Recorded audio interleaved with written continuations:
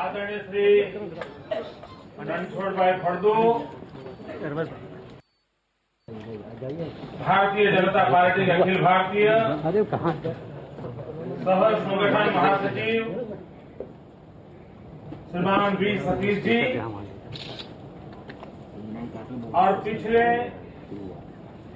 2 दिन से गुजरात की और देश की स्थिति परिस्थिति का मूल्यांकन करने में जुटे हुए गुजरात प्रदेश कार्य समिति के सभी सम्माननीय सदस्यगण,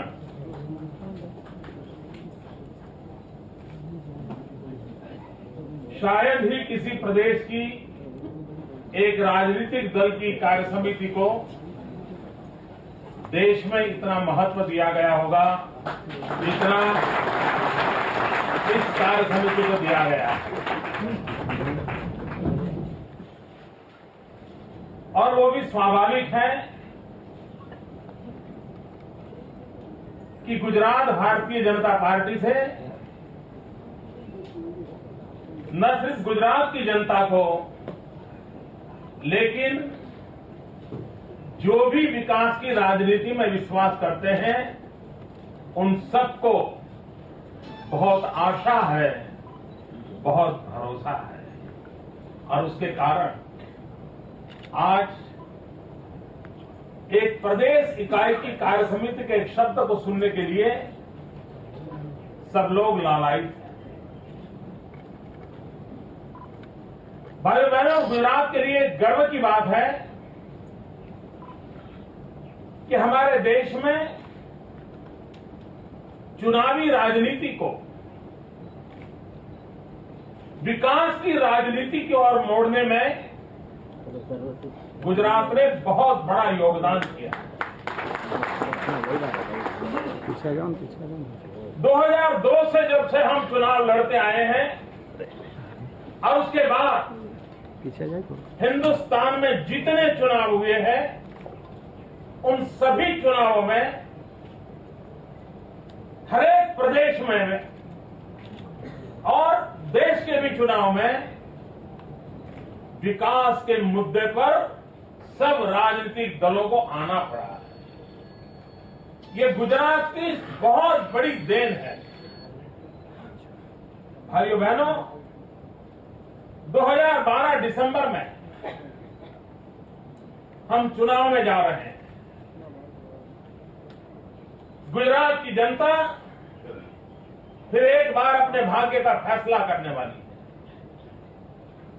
आने वाले 5 साल गुजरात को किस दिशा में ले जाना है, किस प्रकार की राजनीति को प्राथमिकता देना है, भविष्य में गुजरात को कौन कहां ले जा सकता है, जनता ये भली भांति जानती है। भाइयों बहनों, हमने 2002 के चुनाव लड़े, 2007 के लड़े और 2012 के लड़ रहे हैं। 2002 और 2007 में भी हमें जितनी अनुकूलता थी उससे 2012 में विजय के लिए अनुकूलताएं बढ़ी।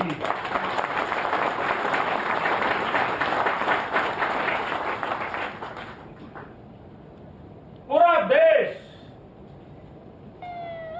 कांग्रेस से हताश और निराश हो चुका है।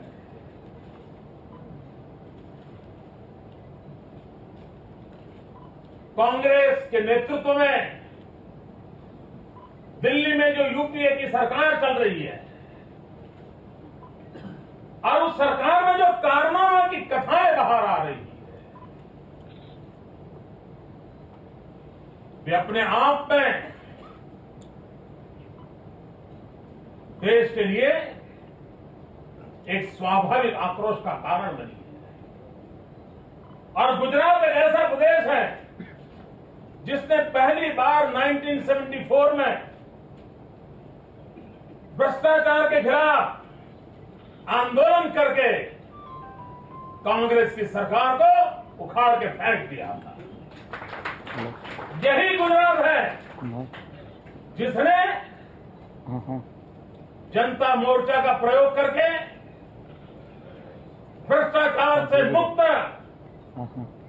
शासन को स्वीकारने की पहल की थी। आज भी गुजरात का मिजाज वैसा ही है। दिल्ली के भ्रष्टाचार की परछाई गुजरात की जनता गुजरात पर कभी आने नहीं देंगी, ये मेरा पूरा भरोसा है। भ्रष्टाचार के संबंध में दिल्ली की सरकार बचने के लिए जाति भांति के तर्क दे रही है और ये स्वीकार करते हैं कि उनकी गठबंधन की मजबूरी के चलते उनको भ्रष्टाचार को चलने देना पड़ रहा है। उन्होंने स्वीकार किया। लेकिन इससे बड़ी गंभीर बात है मित्रों, 21वीं सदी एशिया की सदी है, ये दुनिया मान करके चल रही है। लेकिन 21वीं सदी हिंदुस्तान की हो या चाइना की हो, ये तो हिंदुस्तान की सरकार, हिंदुस्तान की जनता किस दिशा में देश को ले जा रही है उस पर तय होने वाला है। और 21वीं सदी का पहला दशक और उस पहले दशक के 8 साल पूरे विश्व को इस वर्तमान सरकार ने निराश कर दिया है। जिस प्रकार से ये भारत सरकार की बताई हुई बातें मैं बताना चाहता हूं। भ्रष्टाचार के आरोपों की चर्चा सारा देश जानता है। 3 प्रमुख बातें जिसके कारण आज देश और दुनिया भी निराशा की गर्त में डूबी है।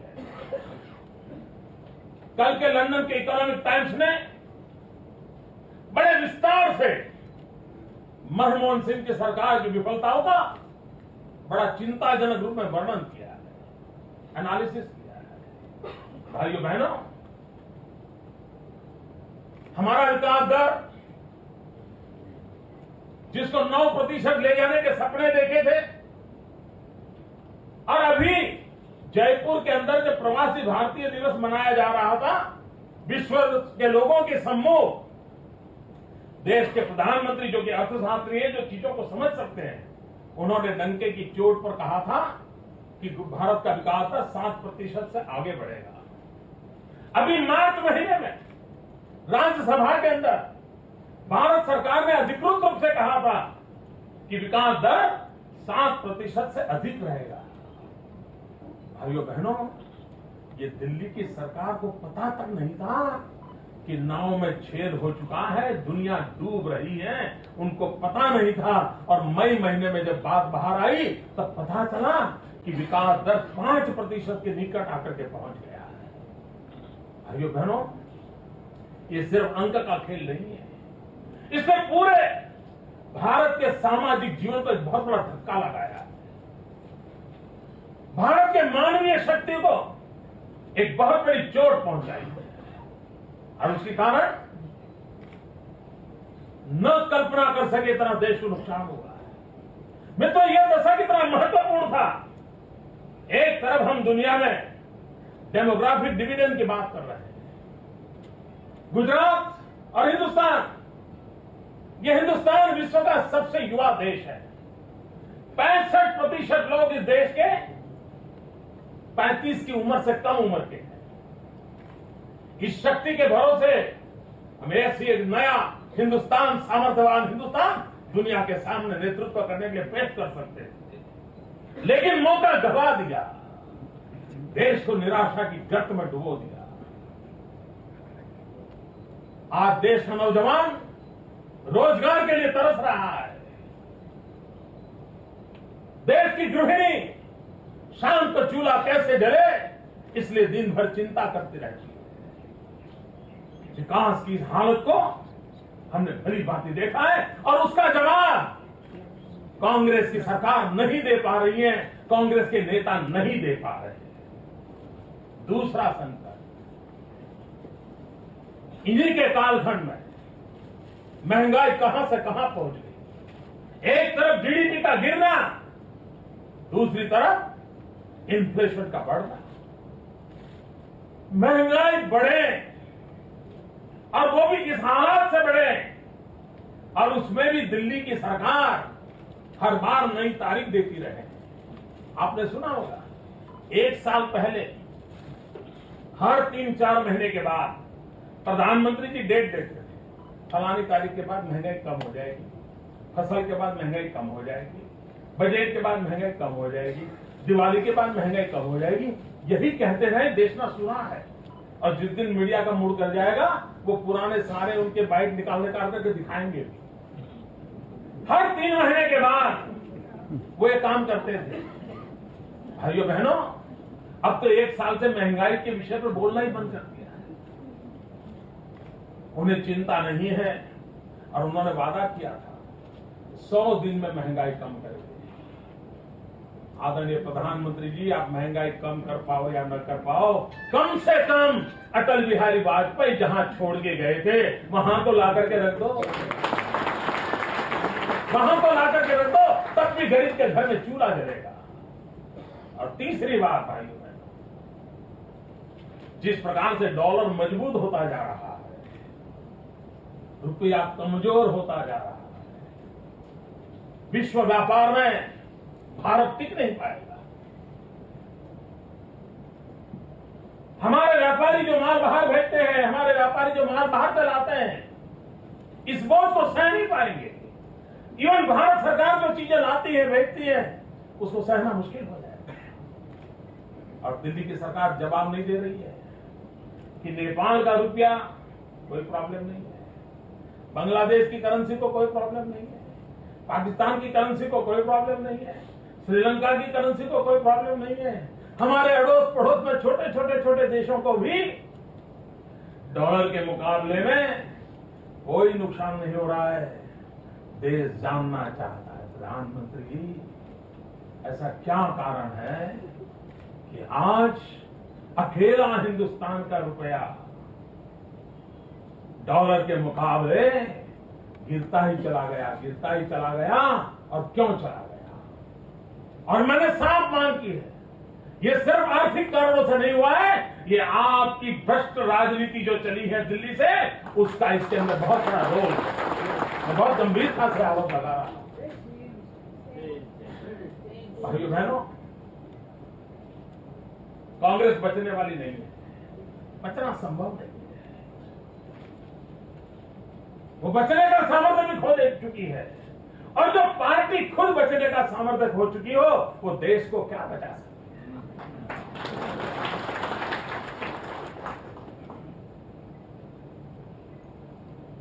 सिर्फ झूठी बातें बताना, झूठे मनगढ़ंत आरोप लगाना, रोज नई चीजें फैलाते रहना, इससे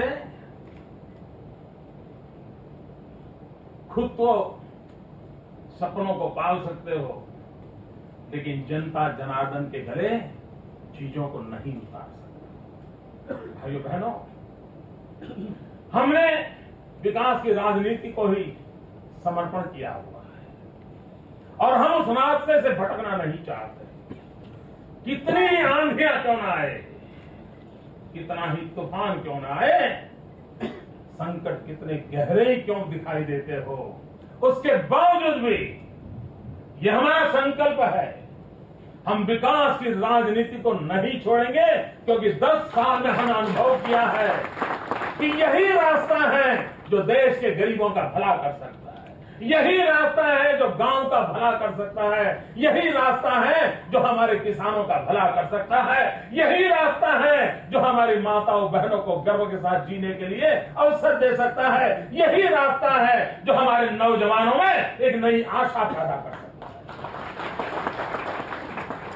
और विकास की राजनीति के साथ साथ डंके की चोट पर हमने कहा था, गत सितंबर में हमने सद्भावना के कार्यक्रम आरंभ किए थे। सद्भावना के निमित्त सभी जिलों में जाकर के मुझे 36 उपवास करने का सौभाग्य मिला था। उपवास अंतर मन को भी बहुत बड़ी ताकत देता है। और समाज भक्ति में जब उपवास करते हैं तब उसका आनंद और ताकत अनेक गुना बढ़ जाती है।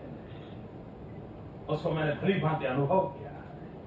और उस अनुभव के आधार पर मैं डंके की चोट पर कहना चाहता हूं कि हम विकास की राजनीति के साथ साथ इस चुनाव में भी और आगे भी शांति, एकता और सद्भावना के मार्ग को और अधिक ताकत से चलने वाले हैं।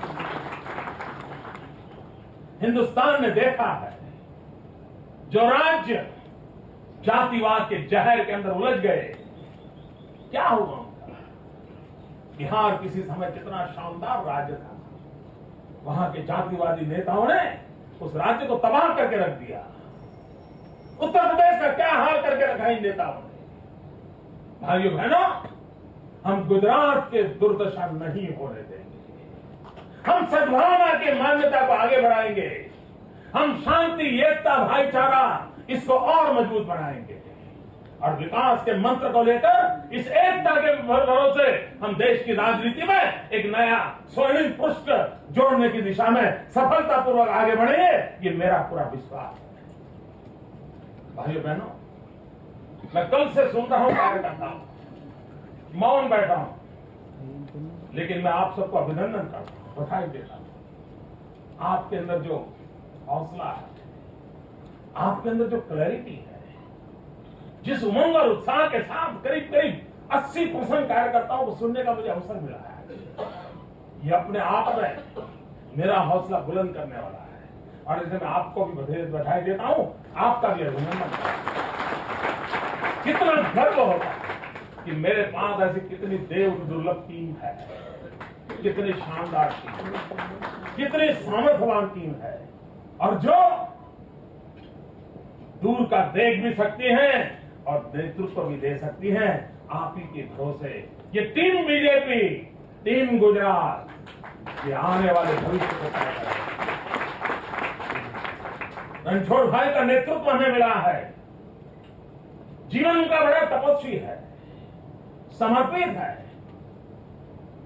40-45 डिग्री टेम्परेचर में किसानों के लिए यात्रा निकाली, 5000 किलोमीटर की यात्रा, और जिस प्रकार से उसको रिस्पॉन्स मिला, ये अपने आप में तपस्या है। किसानों के दिल को छू जाने वाली बात है। और उनकी यात्रा की ताकत देखिए। यात्रा के दूसरे दिन दिल्ली सरकार को समझना पड़ा कि भले यात्रा की खबरें मीडिया में ना आई हो, लेकिन यात्रा की ताकत इतनी बड़ी है कि उनको दूसरे दिन उनको कपास को निकास करने का निर्णय करना था। ये बहुत बड़ी सफलता थी, बहुत बड़ी सफलता थी। और दिल्ली की सल्तनत को झुकाने का सबसे बड़ा काम मेरी पार्टी के गुजरात के अध्यक्ष आरसी फर्जू जी ने किया। हमें गर्व है, तुम आगे बढ़ो, इसलिए भाइयों बहनों, तुम आगे बढ़ो। इसी लिहाज से आने वाले चुनाव में हम सबको आगे बढ़ना है। मीडिया को मित्रों को मेरी शुभकामना है। बहुत बहुत धन्यवाद।